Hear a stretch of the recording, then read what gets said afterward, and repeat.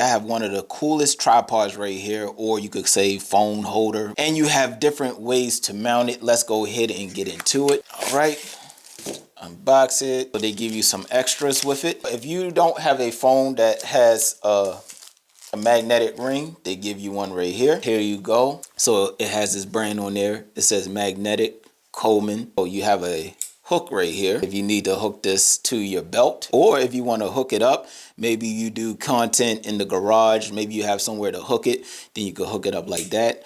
You do have magnets on it, so magnets right here on the bottom. You pop that out or pop it forward like that, spread the legs, and then you have a tripod stand. Boom, the magnet is strong. All right, so there you go, just like that.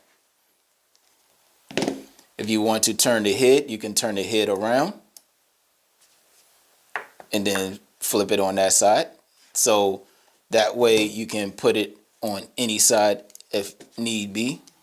And the plus on this is that it has a little latch right there.